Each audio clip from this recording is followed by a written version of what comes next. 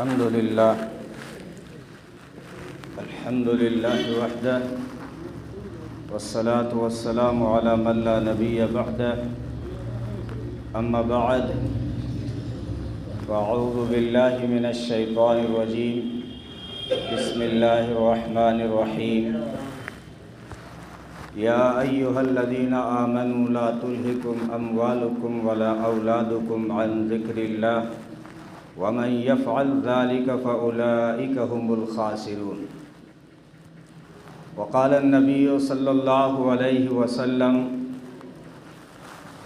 بني الإسلام على خمس شهادة أن لا إله إلا الله وأن محمد رسول الله وإقام الصلاة وإيتاء الزكاة وصوم رمضان وحج البيت او كما قال علیہ الصلاۃ والسلام۔ محترم دوستوں، بزرگوں اور عزیز بھائیوں، اللہ تبارک و تعالیٰ کے بے شمار انعامات اور احسانات ہیں کہ جس نے ہمیں دین اسلام سے نوازا ہے، اور دین اسلام کی بنیاد 5 ارکان پر ہے۔ سب سے پہلے توحید و رسالت، یعنی ایک اللہ کی الوہیت ربوبیت کی گواہی دینا اور محمد عربی صلی اللہ علیہ وسلم کو سچا اور آخری نبی تسلیم کرنا، اور پھر نماز قائم کرنا، زکوٰۃ ادا کرنا، رمضان کے روزے رکھنا اور بیت اللہ کا حج کرنا۔ نزول کے اعتبار سے بھی یہی ترتیب ہے، اگرچہ بعض روایات میں مختلف ترتیب کے ساتھ یہ ارکان بیان ہوئے ہیں۔ حضرت عبداللہ ابن عمر رضی اللہ تعالیٰ عنہ کے سامنے ان کے کسی شاگرد نے جب اسلام کے یہ 5 ارکان سنائے تو روزے کو حج کے بعد بیان کیا، حالانکہ بعض روایتوں میں یہ ترتیب بھی ہے، لیکن حضرت عبداللہ ابن عمر رضی اللہ تعالیٰ عنہما غصہ ہو گئے، فرمایا نہیں، اسلام کی یہ ترتیب نہیں ہے۔ نزول کے اعتبار سے آپ غور فرمائیں، سب سے پہلے جو ہم سے مطالبہ کیا گیا وہ لا الہ الا اللہ محمد رسول اللہ صلی اللہ علیہ وسلم، اور پھر دوسرا مطالبہ مکی زندگی میں نماز کا حکم آیا، اور تیسرا مطالبہ جو ہے زکوٰۃ کا آیا ہے۔ اگرچہ یہ اکثر علماء کے نزدیک، مفسرین اور محدثین کے نزدیک سن 2 ہجری میں زکوٰۃ فرض ہوئی، لیکن بعض آیات سے یہ ثابت ہوتا ہے کہ اس کا حکم مکی زندگی میں بھی نازل ہو چکا تھا۔ بعض نے پھر اس طرح تطبیق کی ہے کہ حکم تو آ گیا تھا، لیکن اس کی ترتیب جو ہے مدنی زندگی میں بنی۔ بہرحال نماز کے بعد جو حکم آیا ہے وہ زکوٰۃ کا ہے۔ قرآن کریم میں 32 مقامات ایسے ہیں جہاں نماز کے فوراً بعد متصلاً زکوٰۃ کا حکم آیا، اور پھر رمضان کے روزے اور پھر بیت اللہ کا حج، یہ ترتیب ہے۔ اگرچہ روزے بھی سن ہجری 2 میں ہی فرض ہوئے ہیں، لیکن زکوٰۃ کی اہمیت پہلے ہے اور پھر بیت اللہ کا حج ہے، یہی ترتیب ہے۔ اور ان 5 ارکان میں نماز اور زکوٰۃ کی افادیت کا اندازہ آپ اس بات سے لگا سکتے ہیں کہ ہمارے معاشرے اور سوسائٹی میں نماز اور زکوٰۃ کی اتنی اہمیت ہے کہ نماز روحانیت کو تقویت دیتی ہے، روحانیت کو مضبوط کرتی ہے، اور زکوٰۃ جو ہے یہ مادیت کو مضبوط کرتی ہے، معاشرے کو مضبوط کرتی ہے۔ اور کسی بھی معاشرے کی کامیابی کے لیے روحانیت اور مادیت دونوں کی مضبوطی ضروری ہے۔ یعنی زکوٰۃ کا اندازہ آپ لگا سکتے ہیں کہ اسلام میں کتنا اہم ہے۔ جتنی زکوٰۃ اہم ہے اتنی ہی ہم سے زکوٰۃ کے بارے میں غفلت ہوتی ہے۔ اچھے خاصے دیندار کہے جانے والے باقی سارے اعمال خوش ہو کے کر لیتے ہیں، لیکن جب باری زکوٰۃ پہ آتی ہے تو سر کھجاتے ہیں۔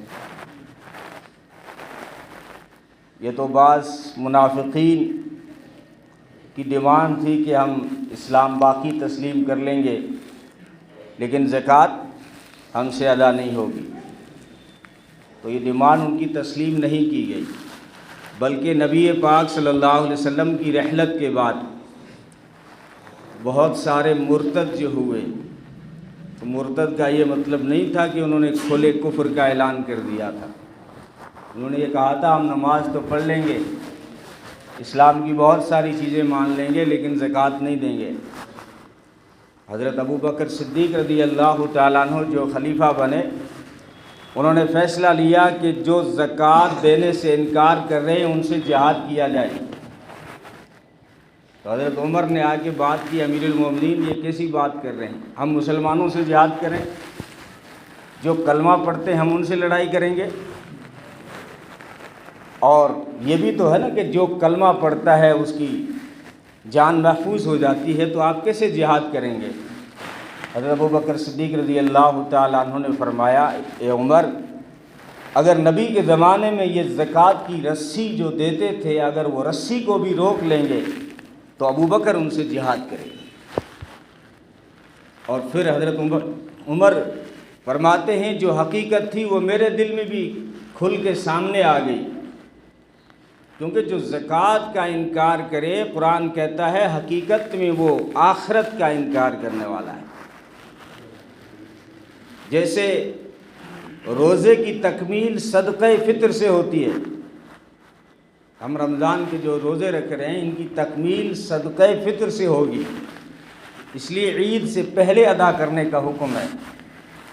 اسی طرح نماز کی تکمیل زکوٰۃ سے ہوتی ہے، نماز مکمل اسی وقت ہوتی ہے۔ نمازی بندہ وہی ہے اسلام کی نگاہ میں جو نماز کے ساتھ زکوٰۃ بھی ادا کر رہا ہے، یعنی نماز مکمل ہوتی ہے۔ اور یہ کوئی اللہ نے ایسا حکم دے کے ہم پر کوئی ظلم نہیں کیا، ہمارے پاس جو اللہ نے مال دیا ہے یہ اللہ کا ہی دیا ہوا ہے۔ وہ تو یہ بھی کہہ سکتا تھا کہ جتنا بھی میں نے دیا ہے واپس دو، لیکن اس نے یہ حکم نہیں دیا۔ اس نے کہا کہ 100 روپے میں سے 2.5 روپے مجھے دو،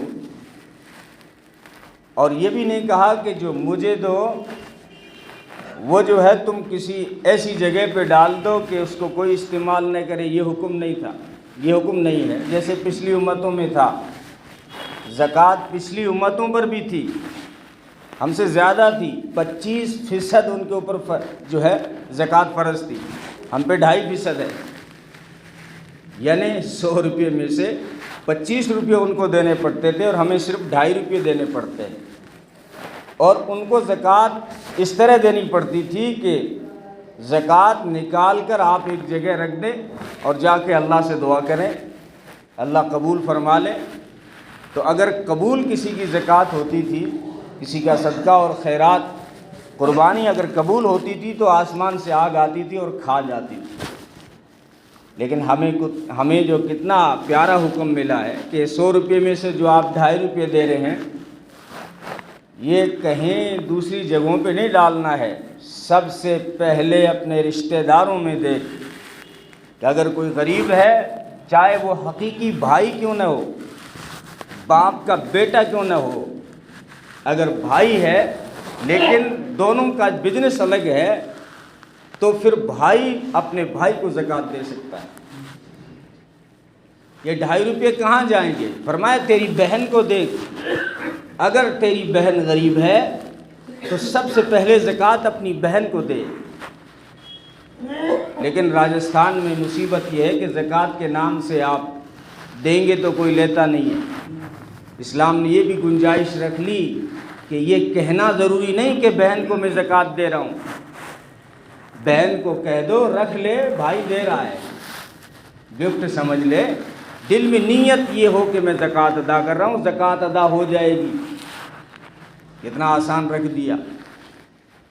صرف 2 رشتے منع ہیں جس کو ہم زکوٰۃ نہیں دے سکتے، ایک اوپر کے رشتے، ایک نیچے کے رشتے، اصول اور فروع جو فقہ کی اصطلاح میں جنہیں کہا جاتا ہے، اور ایک میاں بیوی کا۔ یعنی ہم اپنے باپ کو زکوٰۃ نہیں دے سکتے، دادا کو نہیں دے سکتے، پردادا کو نہیں دے سکتے، ہم اپنی ماں کو زکوٰۃ نہیں دے سکتے، نانا کو نہیں دے سکتے، نانی کو نہیں دے سکتے، دادی کو نہیں دے سکتے، پردادے، پرنانے، پردادی، پرنانی کو نہیں دے سکتے۔ اور نیچے کے رشتے کون سے منع ہیں؟ بیٹے کو نہیں دے سکتے، پوتے کو نہیں دے سکتے، نواسے کو نہیں دے سکتے۔ یہ جو ہے رشتے ہیں، ہم اپنی بیٹی کو نہیں دے سکتے اور نواسوں کو بھی زکوٰۃ نہیں دے سکتے۔ اوپر اور نیچے رشتے منع کر دیے، باقی سارے رستے کھلے ہیں۔ بھائی کو زکوٰۃ دے سکتا ہے، بہن کو دے سکتا ہے، خالہ کو دے سکتا ہے، چچی کو دے سکتا ہے، پھوپھی کو دے سکتا ہے۔ جو آپ تو اتنا آسان رکھ دیا ہے۔ اور پھر یہ جو تم نے 2.5% دیا، اس کو اللہ نے کہا کہ میں بڑھا کے واپس دوں گا۔ زکوٰۃ کے معنی ہے پاکیزہ، پاکی، اور زکوٰۃ کے ایک معنی ہے بڑھوتری، اضافہ۔ زکوٰۃ یہ مال کو پاک کرتا ہے اور زکوٰۃ دینے والے کے دل کو پاک کرتا ہے، اس لیے اس کا نام زکوٰۃ رکھا گیا، اور مال کو بھی پاک کرتا ہے۔ بظاہر ایسا لگتا ہے کہ کمی آ گئی، لیکن کمی نہیں آئی۔ ذرا غور سے دیکھیں، کبھی درخت کو پنپنے کے لیے اس کی شاخوں کو تراشا جاتا ہے۔ پودوں کو بہت بڑھاوا دینا ہو تو نیچے سے ان کو چھیلنا ضروری ہے، تراشنا ضروری ہے۔ جتنے آپ ہر سال پودے کو تراشیں گے، جانٹی کو نہیں دیکھا کھجڑی کو آپ نے؟ ہر سال ہم جو ہے اس کو ساری سنکھ اتار دیتے ہیں، اگلے سال پھر اور ہری نظر آتی ہے۔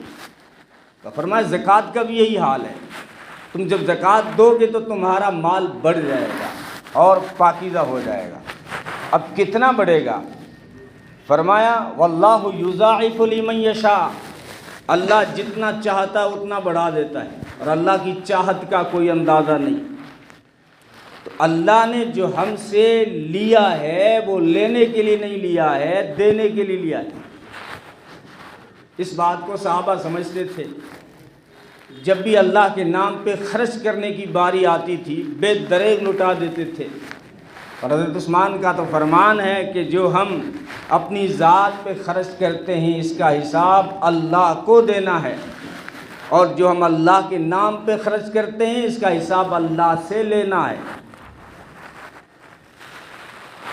اور مشہور واقعہ حضرت ابو الدحداء رضی اللہ تعالیٰ عنہ کا، جب قرآن کریم کی آیت اتری من ذا الذی یقرض اللہ قرضا حسنا، کوئی ہے جو اللہ کو اچھا ادھار دے، کوئی ہے جو اللہ کو قرضہ دے۔ انداز دیکھو قرآن کا، حالانکہ اللہ سب کو دینے والا ہے، وہ لینے سے پاک ہے، وہ سب کو نوازتا ہے۔ جب یہ آیت اتری تو یہودیوں نے مذاق بھی اڑایا، کیونکہ قرآن کا انداز دیکھیے، کوئی ہے جو اللہ کو ادھار دے، کوئی ہے جو اللہ کو قرضہ دے۔ تو یہودی کہنے لگے دیکھ مسلمانوں کا اللہ کتنا غریب ہے، لوگوں سے مانگتا ہے۔ مسلمانوں کا اللہ خود غریب ہے، یہ تو لوگوں سے مانگتا ہے، ادھار مانگ رہا ہے۔ تو اللہ نے اس کا بھی جواب دیا قد سمع اللہ قول الذین قالوا، ہم نے ان کی بات بھی سن لی جنہوں نے کہا ان اللہ فقیر ونحن اغنیاء، اللہ فقیر ہے اور ہم بڑے مالدار۔ ہم نے ان کی بات بھی سن لی، حالانکہ ان کو بھی مال ہم نے ہی دیا ہے۔ انداز یہی ہے، کوئی ہے جو اللہ کو قرضہ دے۔ قرضہ کیوں کہا؟ اس لیے کہ جو قرض لیا جاتا ہے وہ واپس ضرور دیا جاتا ہے۔ جو اللہ کے نام پہ خرچ کیا جاتا ہے اللہ فرماتے ہیں واپس ضرور دوں گا۔ ہو سکتا ہے تمہارے رشتہ دار مکر جائیں، لوگ مکر جائیں، اور میں اتنا وفادار ہوں، اتنا وعدہ نبھانے والا ہوں، جو اپنا وعدہ پورا کرتا ہوں اور بڑھا چڑھا کے دیتا ہوں۔ اس لیے واللہ یضاعف کہا، کوئی ہے جو اللہ کو قرض دے۔ یہ بھی آیت اتری تو حضرت ابو الدحداء رضی اللہ تعالیٰ عنہ نبی پاک صلی اللہ علیہ وسلم کی خدمت میں حاضر ہوئے، عرض کرنے لگے اللہ کا رسول کہ اللہ بھی ہم سے قرضہ مانگتا ہے، کہ اللہ بھی ادھار مانگتا ہے؟ تو نبی نے فرمایا اے ابو الدہداء، اللہ جو مانگ رہا ہے وہ دینے کے لیے مانگ رہا ہے، آخرت میں نوازنا چاہتا ہے، جنت میں دینا چاہتا ہے، حالانکہ دنیا میں بھی دیتا ہے وہ، لیکن اصل آخرت میں نوازنا چاہتا ہے، اس لیے وہ مانگتا ہے۔ تو حضرت ابو الدہداء نے عرض کیا اللہ کے رسول آپ ہاتھ بڑھائیں۔ نبی نے ہاتھ بڑھایا تو ہاتھ پہ ہاتھ رکھ کے کہنے لگے اللہ کے رسول آپ گواہ رہ جائیں، میں نے اپنے کھجوروں کا وہ باغ جس میں 600 کھجوروں کے درخت ہیں اللہ کو قرضہ دے دیا، یعنی اللہ کے نام پہ خرچ کر دیا۔ ان کا واقعہ بعض روایتوں میں دوسری طرح بھی آتا ہے۔ نبی پاک صلی اللہ علیہ وسلم صحابہ کے درمیان بیٹھے ہوئے ہیں، کوئی یتیم آ کے شکایت کرتا ہے اللہ کے رسول میں اپنے گھر کی دیوار بنا رہا تھا اور بیچ میں ایک کھجور کا درخت آ گیا جو میرے پڑوسی کا ہے، اب اگر میں اس درخت کو چھوڑ دیتا ہوں تو میری دیوار ٹیڑھی ہوتی ہے، اگر اس کو اندر لیتا ہوں تو وہ درخت میرا ہے نہیں، اس لیے اس آپ فلاں شخص کو آپ کہہ دیں یہ درخت مجھے دے دے، اگر یوں نہ دیتا تو مول دے دے۔ نبی پاک صلی اللہ علیہ وسلم نے بلا کے فرمایا اس کی دیوار ٹیڑھی ہو رہی ہے، تو یہ جو ہے کھجور کا درخت ان کو دے دے۔ وہ کہنے لگا یہ تو میرا پسندیدہ ہے، اس کی کھجوریں بڑی ذائقے دار ہیں، میں تو یہ نہیں دیتا۔ تو نبی نے آخرت کی حرص دلائی، فرمایا کھجور کا ایک ہی درخت ہے، دے دے، اللہ تیرے لیے جنت میں کھجور کا درخت لگا دے گا۔ اس نے پھر بھی نہیں دیا۔ اس موقع بھی حضرت ابو الدہداء بیٹھے ہوئے تھے، اور وہ شخص جب چلا گیا، جب عرض کرنے لگے اللہ کا رسول اگر کسی طریقے سے میں یہ درخت اس سے لے کر اس شخص کو دے دوں تو کیا میرے لیے جنت میں درخت لگے گا؟ نبی نے فرمایا ہاں تیرے لیے بھی جنت میں درخت لگ جائے گا۔ اب یہ بزنس مین تھے حضرت ابو الدہداء، فوراً اس شخص کے گھر پہنچے اور کہا جانتے ہو میں کون ہوں؟ میرا نام ابو الدہداء۔ کہا اچھی طرح جانتا ہوں۔ کہا میرا باغ جانتے ہو؟ کہا تمہارا باغ تو مدینے میں مشہور ہے، جس میں 600 کھجور کے درخت ہیں، گھر بنا ہوا ہے اور میٹھے پانی کا کنواں بھی ہے، مدینے والے چرچا کرتے ہیں آپ کے کھجوریں بڑی لذیذ اور ذائقے دار ہوتی ہیں۔ تو کہا کہ وہ 600 درختوں والا میرا باغ لے لے، یہ جو دیوار کے بیچ میں تیرا درخت آ رہا ہے نا مجھے دے دے۔ اس نے کہا مذاق مت کرو۔ کہا مذاق نہیں کرتا، حقیقت ہے۔ اس نے کہا پھر مجھے تو منظور ہے، کیوں منظور نہیں ہوگا؟ مجھے 600 کھجوروں کے درخت مل رہے ہیں۔ اس نے سودا کر لیا، اور حضرت ابو الدہداء نے یہ درخت خرید کر اس یتیم کو دے دیا، اور اب آگے عرض کرنے لگے اللہ کا رسول کیا میرے لیے جنت میں درخت لگ گیا؟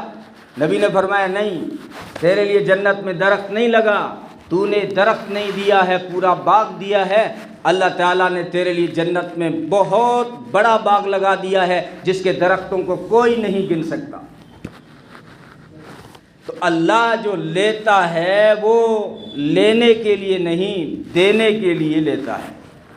اس لیے کوئی ہے جو اللہ کو قرضہ دے، اور اس کو قرآن میں دوسری جگہ بڑے اس سے بھی پیارے انداز میں سمجھایا۔ مثل الذین ينفقون فی سبیل اللہ کمثل حبۃ انبتت 7 سنابل فی کل سنبلۃ 100 حبۃ واللہ یضاعف لمن یشاء۔ فرمایا جو اللہ کے نام پہ خرچ کرتے ہیں اللہ کی راہوں میں، اس کی ذرا مثال تو سمجھو۔ اس کی مثال یوں ہے جیسے کسان نے اپنی زمین میں بیج ڈال دیا، وہ بیج غائب ہو جاتا ہے نا، تو ہمیں بھی نفس دھوکہ دیتا ہے کہ ہم جو ہر سال زکوٰۃ دیتے ہیں وہ مال کم ہو رہا ہے، کم نہیں ہو رہا ہے۔ قرآن کہتا ہے وہ بیج بن کے دفن ہو رہا ہے، اور چند دن گزرنے دے وہ بیج ایک پود بن کے کھڑا ہوگا، اور اس میں ایسے سٹے لگیں گے کہ ہر سٹے میں 100 دانے ہوں گے۔ ہر سٹے میں، یعنی تو نے ایک دانہ ڈالا تو اللہ فرما رہے ہیں وہ ایک دانہ ایک پود تیار کرے گا، پھر اس میں 7 سٹے لگیں گے ایک ہی پودے کے اندر، اور ہر سٹے کے اندر 100 دانے ہوں گے، یعنی ایک دانے نے 700 دانے پیدا کیے۔ اللہ کہنا یوں چاہتا ہے میرے بندے میرے نام پہ 1 روپیہ خرچ کر 700 دگنا کر کے دوں گا۔ یہ تو کم سے کم وعدہ ہے، واللہ یضاعف لمن یشاء، اور اللہ بڑھانے پہ آئے تو اس کی بڑھوتری کا کوئی اندازہ نہیں کر سکتا کہ وہ کتنا بڑھا کے دے گا۔ تاریخ عالم شاہد ہے، آپ بھی جو ہے نگاہ ڈال لیں اپنے معاشرے پر، جو ہر سال صحیح حساب کر کے زکوٰۃ دیتا ہے وہ غریب نہیں ہوا، وہ غریب ہم ہوئے جنہوں نے ڈر ڈر کے کہا کہ دے دیں گے تو کم ہو جائے گا۔ جو دے رہا ہے وہ ہر سال اپنے رب سے زیادہ پا رہا ہے۔ بڑی بہترین مثالوں سے سمجھایا، اور پھر بھی اگر ہم اللہ کے نام پہ خرچ کرنے کے لیے تیار نہ ہوں تو پھر اس کی وعیدیں بھی بڑی سخت ہیں۔ پھر وہ کہتا ہے والذین یکنزون الذھب والفضہ ولا ينفقونها فی سبیل اللہ فبشرہم بعذاب علیم، کہ جو سونے اور چاندی کو جمع کر کے رکھتے ہیں اور اللہ کے راستے میں خرچ نہیں کرتے تو ان کو دردناک عذاب کی جو ہے خبر سنا دو، دردناک عذاب کی۔ یوم یحمى علیہا فی نار جہنم، کہ یہ سونا جو چاندی ہے اس کو دوزخ کی آگ میں تپایا جائے گا۔ اور حدیث میں فرمایا گیا کوئی بھی مال ہو جس کی زکوٰۃ ادا نہ کی گئی تو وہ زہریلا اور گنجا سانپ بن کر انسان کے گلے میں توق بن کے حاضر ہو جائے گا اور اس کو ڈسے گا چہرے پہ اور کہے گا میں تیرا مال ہوں، میں تیرا خزانہ ہوں، میں وہ ہوں جو تو جمع کرتا تھا، میں تیرا پیارا ہوں، تیرا ٹارگیٹ تھا نا پیسہ پیسہ، وہی پیسہ ہوں، وہی مال ہوں، وہی سونا ہوں، وہی چاندی ہوں، ڈنک مارے گا۔ اور قرآن اس کو اس انداز میں کہہ رہا ہے کہ سونے اور چاندی کو یا وہ مال جس کی زکوٰۃ نہ دی گئی اس کو جہنم کی آگ میں تپایا جائے گا۔ فَتُقْوَى بِهَا جِبَاهُهُمْ وَجُنُوبُهُمْ وَظُهُورُهُمْ هَذَا كَنَزْتُمْ هَذَا مَا كَنَزْتُمْ لِأَنفُسِكُمْ، اور ان کی پیشانیوں کو داغا جائے گا، بازوؤں کو، پہلوؤں کو داغا جائے گا اور پیٹھ کو داغا جائے گا آگ سے، وہی سونا چاندی لیب، اور یوں کہا جائے گا فذوقوا، مزہ چکھ، یہ وہ ہے فذوقوا ما کنتم تکنزون، یہ تو وہ ہے جس کو تم جمع کرتے تھے، یہ وہی سونا چاندی ہے جس کی چمک تمہیں لبھا دیتی تھی، جس پیسے نے تمہیں جو ہے دین سے غافل کر رکھا تھا، اور اسی سونے نے تیرے کھوپڑی میں تکبر اور غرور پیدا کر دیا تھا، وہی ہے آج مزہ چکھ۔ مفسرین فرماتے ہیں ان تین اعضاء سے مراد پورا جسم مراد ہے، سر سے لے کے پاؤں تک سارے جسم کو داغا جائے۔ اور بعض مفسرین نے یہاں عجیب نکتہ بھی بیان کیا ہے کہ پیشانی کو داغا جائے گا اور بازوؤں کو داغا جائے گا، پہلوؤں کو، کندھوں کو اور پیٹھ کو داغا جائے گا۔ اس کی وجہ یہ ہے کہ اگر کوئی زکوٰۃ کی وصولیابی کے لیے اگر کوئی اس کے پاس آتا تھا، اللہ کے نام پہ کوئی آواز لگانے والا آتا تھا، سب سے پہلے نہ دینے والا اپنی پیشانی پہ بٹ چڑھاتا تھا۔ کہاں سے آ جاتے ہیں ہر سال؟ سب سے پہلا اس کا ایکشن یہ تھا، کہاں سے آ جاتے ہیں؟ اس کو یہ خبر نہیں کہ خدا کی تقسیم ہے، تجھے جو مال دیا ہے وہ اللہ نے دیا ہے۔ اگر تو یہ سوچ رہا ہے کہ میں نے میری عقل سے اور میری فراست سے، میں نے اپنے بازو کی طاقت سے حاصل کیا ہے، تو یہ سوچ مسلمان کی نہیں، قارون کی سوچ ہے۔ یہ تو قارون نے کہا تھا۔ اللہ مالداری کی برائی نہیں کرتا، قرآن حدیث میں مال برا نہیں ہے، مال بہت اچھی چیز ہے، مال کے بغیر حج ہی نہیں ہوگا، مال نہیں ہوگا تو زکوٰۃ کہاں سے دیں گے، مال نہیں ہوگا تو صدقات اور خیرات کیسے کرے گا، مال نہیں ہوگا تو عمرہ کیسے کرے گا، اللہ کے در کو کیسے دیکھے گا، مصطفیٰ کے در پہ حاضری کیسے دے گا صلی اللہ علیہ وسلم۔ لیکن مال تو خود اچھی چیز ہے، لیکن اگر ہم نے اس کے تریاق کو نہیں سمجھا، اس کے ذہن کو باہر نہیں نکالا، تو پھر یہ انسان کے لیے ہلاکت بن جاتا ہے۔ یا ایھا الذین آمنوا لا تلھکم اموالکم ولا اولادکم عن ذکر اللہ، او ایمان والو یہ اولاد اور مال کہیں تمہیں ہلاکت میں نہ ڈال دیں۔ حالانکہ اولاد کتنی پیاری چیز ہے، لیکن اولاد کی محبت میں اگر پیدا کرنے والے کو بندہ بھول جائے، یہ اولاد ہلاکت کا سبب بن جاتی ہے۔ اسی طرح مال بھی اچھی چیز ہے، لیکن مال کے نشے میں آ کے جب انسان ساری کائنات کو بھول جائے اور اس کی کھوپڑی میں تکبر پیدا ہو جائے، حالانکہ انسان کو زیبا نہیں دیتا، خدا کی دی ہوئی امانت ہے۔ میری نہیں سنتے ہو تو لتا منگیشکر کی سن لو۔ لتا منگیشکر کا آپ نے اگر بیان پڑھا ہو اور اس کے آخری وقت میں اس نے بیڈ پہ جو آڈیو نشر کیا اور دنیا کو جو بتایا، اس نے انسان کی اوقات سمجھا دی اور مال کی حقیقت سمجھا دی۔ اس دنیا کی حقیقت کا نقشہ ایک غیر مسلم عورت نے ہم کو سمجھا دیا۔ اس نے کہا میرا نام لتا منگیشکر ہے، دنیا کے مختلف شہروں میں میرے بنگلے بنے ہوئے ہیں، سونا کہو گے چاندی کہو گے، کسی بات کی کوئی کمی نہیں، زمین و جائیداد کی کوئی کمی نہیں۔ میں 5 اسٹار ہوٹلوں میں ٹھہرنے والی لتا منگیشکر ہوں، لیکن آج ہاسپٹل کے بیڈ پہ سو رہی ہوں جہاں بستر بھی نہیں ہے، اور ڈاکٹر نے کھچڑی کے علاوہ سارے کھانے ہی بند کر دیے ہیں۔ اس نے کہا کہ مال کے اوپر کمی گھمنڈ مت کرنا۔ مال، لتا منگیشکر نے کہا میرے پاس مال ہے اتنا تمہارے پاس نہیں، گھمنڈ مت کرنا، میرے پاس مال بہت تھا لیکن کوئی مجھے کام نہیں آیا۔ ملکہ وکٹوریہ نے کہا تھا ڈاکٹروں، برطانیہ کی، انگلینڈ کی ملکہ وکٹوریہ نے کہا تھا ڈاکٹروں میری جان بچا لو، 1 سیکنڈ کے بدلے میں 100 پاؤنڈ دوں گی۔ ڈاکٹروں نے ہاتھ جوڑ دیے، خدمت تو کر سکتے ہیں لیکن تجھے موت سے نہیں بچا سکتے، نہ ہم بچا سکتے ہیں، نہ تیری حکومت بچا سکتی ہے، نہ تیرا مال بچا سکتا۔ تو قارون کی سوچ ہے کہ میری عقل، میں تو کہا کرتا ہوں اگر عقل سے مال ملتا تو حضرت علی کبھی غریب نہ ہوتے۔ ہائے ہائے، حضرت علی غریب نہ ہوتے اگر عقل سے مال ملتا تو، اور بازو کی طاقت سے اگر مال ملتا حضرت علی بھی جو ہے غریب نہ ہوتے، کیونکہ آپ کی پتہ نہیں کتنی طاقت ہے۔ حضرت علی نے تو خیبر کا در اکھیڑ کے پھینک دیا تھا۔ یہ تو قسمت اس کی تقسیم ہے۔ تو پھر حالانکہ قوم نے قارون کو بھی سمجھایا، کوئی اور نہیں تھا، حضرت موسیٰ علیہ السلام کا چچا زاد بھائی تھا، اور توریت بڑی خوبصورت پڑھتا تھا، لیکن مال کے نشے میں آ کے غرور کرنے لگا، گھمنڈ کرنے لگا، اور پھر غریبوں کو تانے دینے لگا۔ الزامات جو مال کے انفیکشن ہیں وہ یہی ہیں۔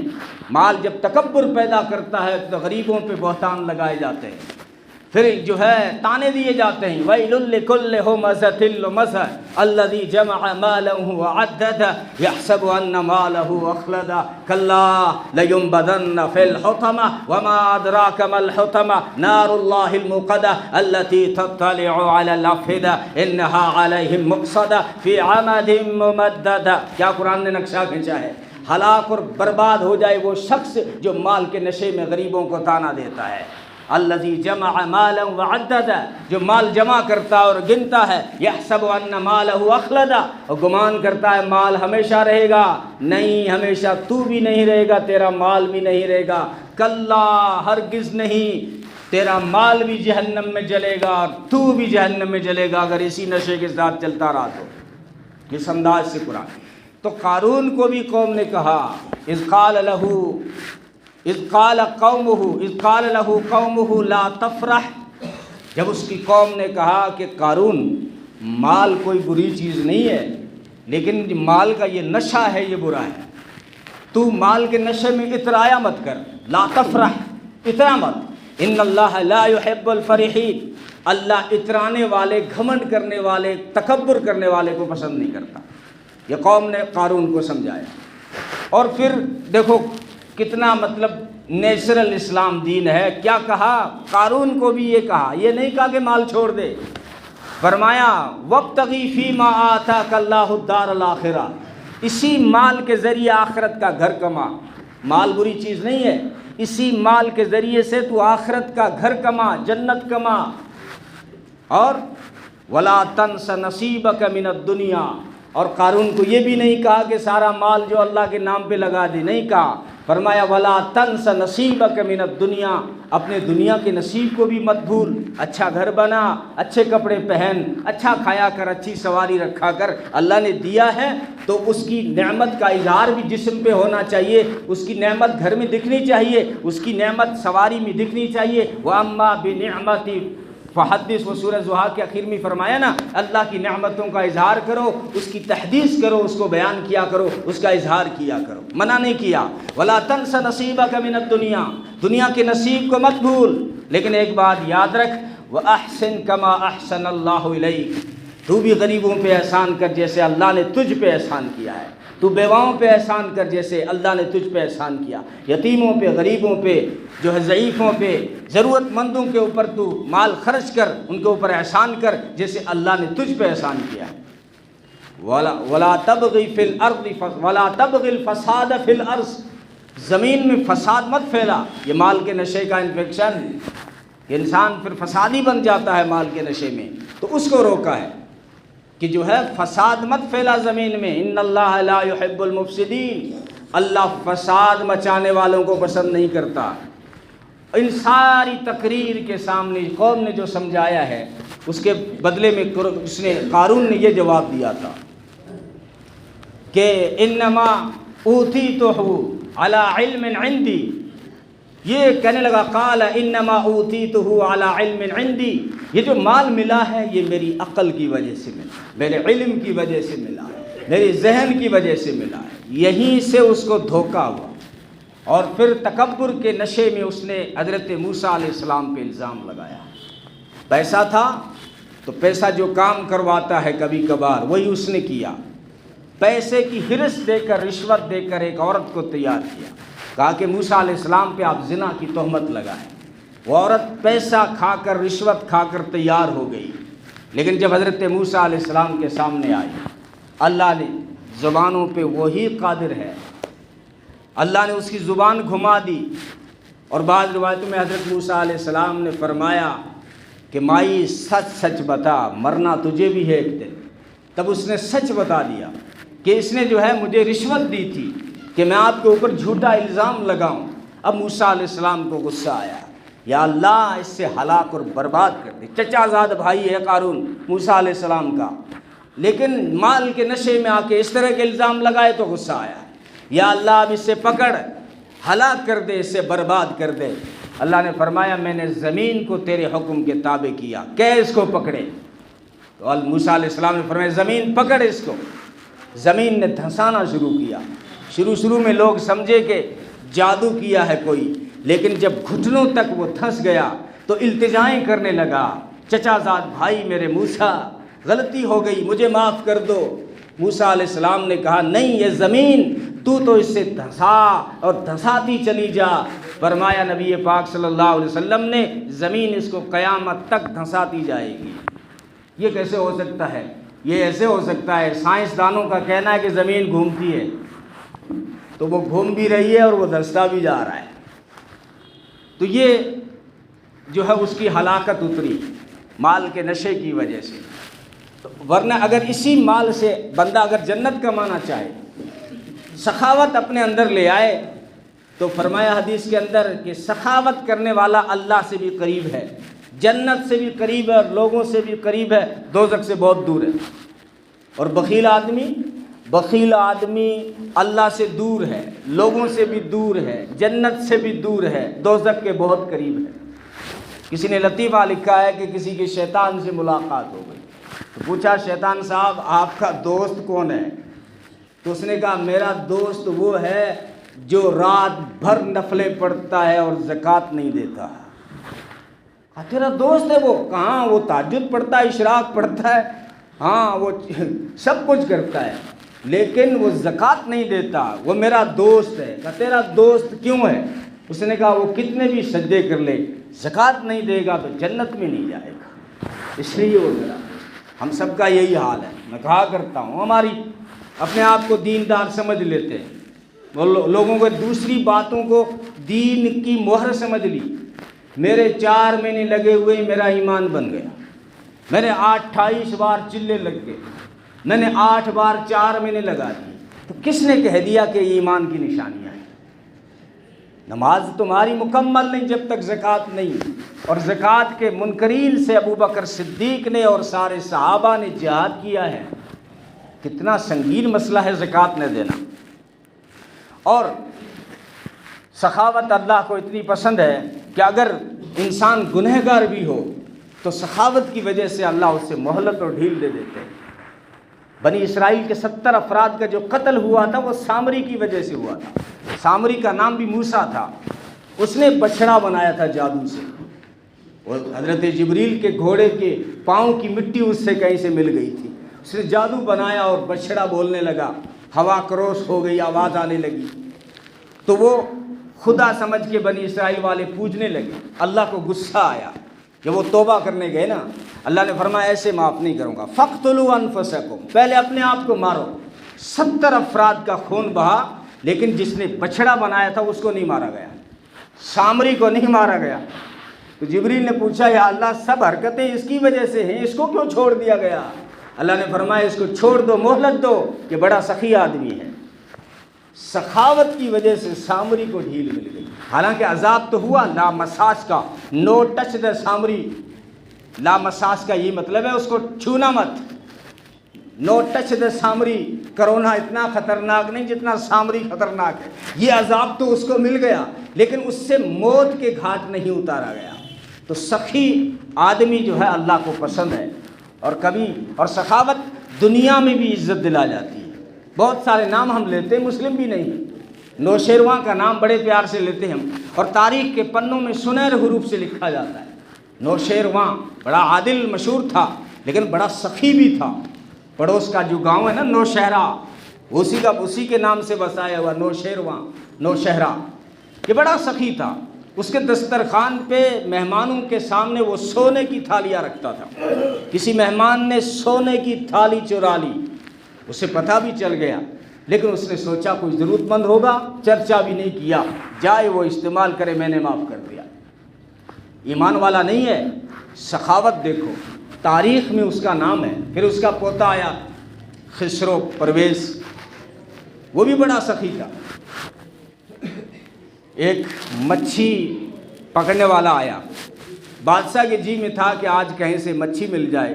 اتنے میں وہ مچھی بیچنے والا کوئی آ گیا، اور اس نے بادشاہ کو، خسرو پرویز کو جو ہے گفٹ میں مچھی دے دی، مچھلی۔ بادشاہ تھا، کیا کمی تھی، بڑا خوش ہوا، اس کو 4000 انعام دے دیا۔ 4000 دینار، 4000 دینار لاکھوں روپے بنتے، 4000 دینار دے دیے۔ اب جو ان کی بیوی تھی خسرو پرویز کی، جن کا نام تھا شیریں، فارسی نام ہے شیریں یعنی میٹھا، شیریں اس کا نام تھا، وہ کہنے لگی خدا کے بندے یوں جو ہے چھوٹی چھوٹی باتوں پہ اتنے پیسے اڑاؤ گے، دولت تم ختم کر دو گے۔ اس نے ایک مچھلی دی، تو نے 4000 دینار دے دیے، ایسے تو دولت ختم ہو جائے گی، کیا کروں، تو واپس لے۔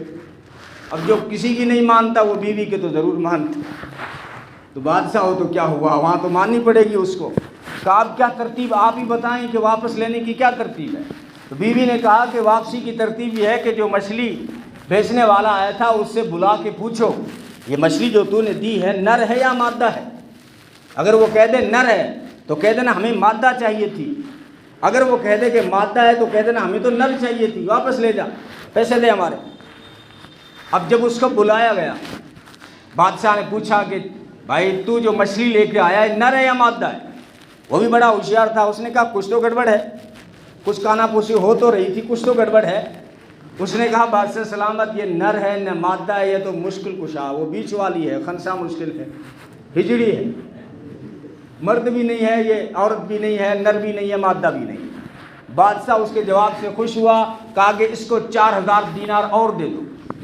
اب ہو گئے 8000 دینار۔ اب بیوی کا جو ہے دیش میں چہرہ لال پیلا ہوتا جا رہا ہے، لیکن دوسری بار جب اس نے 4000 دیے تو 1 روپیہ اس سے گر گیا اور اس نے فوراً اٹھا لیا۔